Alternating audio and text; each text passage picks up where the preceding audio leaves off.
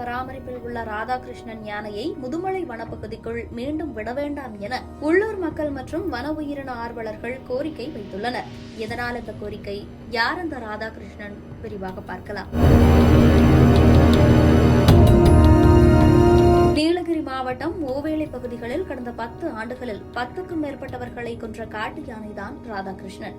இந்த யானையை கடந்த 23ஆம் தேதி வனத்துறையினர் மயக்க ஊசி செலுத்தி பிடித்தனர். பின்னர் முதுமலையில் உள்ள அபாயரண்யம் யானைகள் முகாமில் அதற்காக உருவாக்கப்பட்ட மரக்கூண்டில் அடைத்து வைத்து பராமரிக்கப்பட்டு வருகிறது.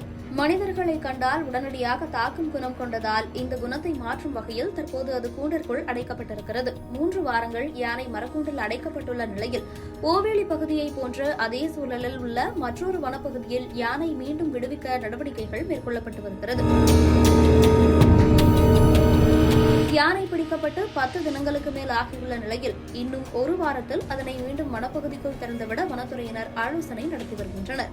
தற்போதைய சூழலில் ராதாகிருஷ்ணன் யானை முதுமலை வனப்பகுதிக்குள் உள்ள காங்கிரஸ் மட்டம் வனப்பகுதி அல்லது சிக்கலா வனப்பகுதிக்குள் திறந்து விடுவதற்கான வாய்ப்புகள் அதிகமாக இருப்பதாக கூறப்படுகிறது. இந்த நிலையில் ராதாகிருஷ்ணன் யானையை முதுமலை வனப்பகுதிக்குள் மீண்டும் திறந்து விடுவதற்கு வனத்துறை முயற்சி செய்ய வேண்டாம் என சுற்றுவட்டார கிராமங்களில் உள்ள மக்கள் கோரிக்கை வைத்துள்ளனர். ஏற்கனவே கடந்த 2018ஆம் ஆண்டு கோவையில் பிடிக்கப்பட்ட விநாயகன் காட்டு யானை ரேடியோ காலர் கருவி பொருத்தி முதுமலை வனப்பகுதிக்குள் விடப்பட்டது. யானை மக்கள் வசிக்கும் பகுதிக்குள் வராமல் நடவடிக்கை எடுக்கப்படும் என வனத்துறையினர் உறுதியளித்திருந்தனர். ஆனால் ஒரு சில மாதங்களில் அந்த யானை மக்கள் வசிக்கும் பகுதிக்குள் வந்து பல்வேறு பாதிப்புகளை ஏற்படுத்தியது. சுமார் 2 ஆண்டுகளுக்கு மேலாக விநாயகன் யானையால் பல லட்சம் ரூபாய் மதிப்பிலான விவசாய பயிர்கள் சேதமடைந்தன. அருகில் உள்ள கர்நாடக வனப்பகுதிக்குள் சென்று அங்குள்ள குடியிருப்புகளையும் தாக்கி சேதப்படுத்தியது.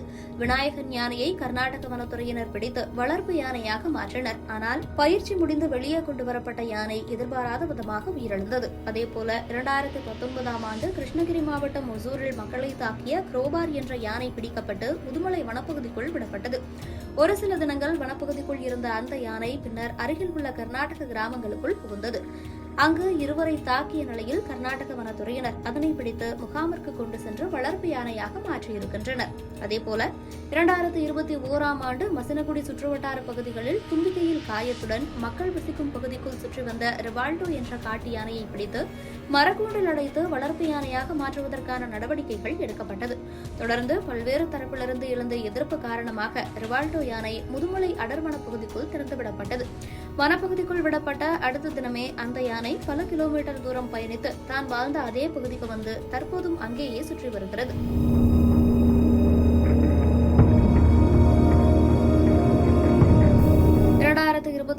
ஆண்டு கூடலூர் அருகே உள்ள தேவலா சுற்றுவட்டார பகுதிகளில் அரிசிக்காக வீடுகளை இடித்து சேதப்படுத்தியதோடு பொதுமக்களையும் தாக்கி வந்த PM2 என்ற மகனா யானை பிடிக்கப்பட்டு முதுமலை வனப்பகுதிக்குள் விடப்பட்டது. ஒரு சில தினங்கள் மட்டுமே முதுமலை வனப்பகுதிக்குள் இருந்த அந்த யானை பின்னர் பல கிலோமீட்டர் தூரம் பயணித்து கேரள மாநிலம் வயநாடு மாவட்டத்தில் உள்ள சுல்தானா பத்தேரு நகர பகுதிக்குள் புகுந்தது.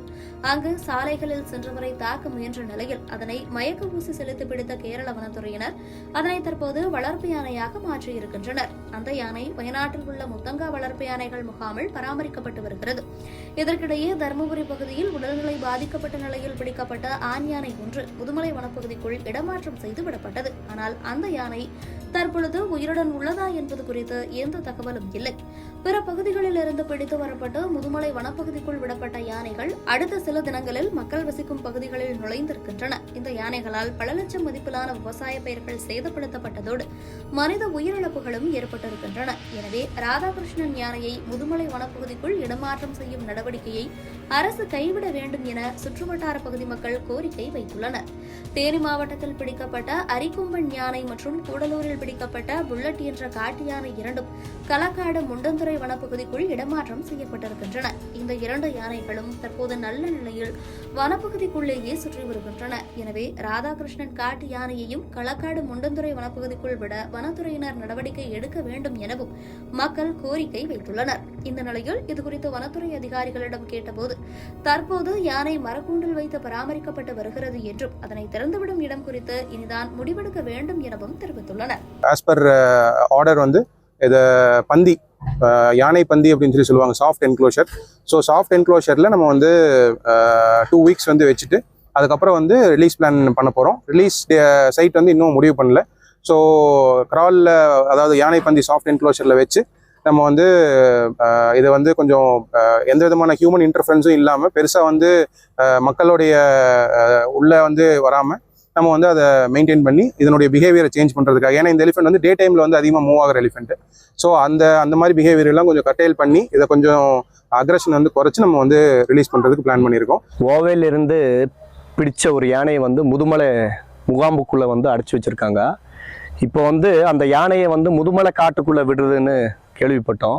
இந்த முதுமலை காட்டுக்குள்ளே விட்டால் அதுக்கு முதுமலை காடு வந்து ஒட்டி உள்ள தொரப்பள்ளி, மண்வேலி, போஸ்பரா, கூடலூர், அதே மாதிரி மஸ்னகுடி, கர்நாடகா இது எல்லாமே சேர்ந்து பக்கமான ஊர்கள் இருக்குது. இந்த யானை அங்கே விட்டால் அந்த யானை வந்து அங்கே அந்த பக்கத்து உள்ள கிராமத்துக்கு வந்து அது போய் அந்த மக்களுக்கு வந்து மீண்டும் வந்து உயிர் சேதம் ஏற்படக்கூடிய ஒரு வாய்ப்புகள் உள்ளது. இதற்கு உதாரணம் என்னென்னா, ஒரு முன்னாடி வந்து இதே மாதிரி விநாயகர்னு சொல்கிற ஒரு யானையை வந்து பிடிச்சு கொண்டு விட்டால் ஒன்றுமே ஆகாது, அதை நாங்கள் பாதுகாத்துக்கிறோம், வனத்துறை பாதுகாத்துக்கிறோம், இதனால் வந்து எந்த அசம்பாதமும் வராதுன்னு சொல்லி அந்த யானையை வந்து விட்டுட்டு பல்வேறு விவசாயிகளை அழித்து அந்த விவசாய பொருட்களை அழித்து அந்த யானையில் ரொம்ப தொந்தரவாகி அதே மாதிரி கர்நாடகா போய் அந்த யானை வந்து கர்நாடகாவில் பிடிச்சி அந்த யானை வந்து மறுபடியும் பிடிச்சி உயிர் சேதமே அந்த யானையை உயிர் சேதம் ஏற்பட்டு அந்த யானை இறந்துருச்சு.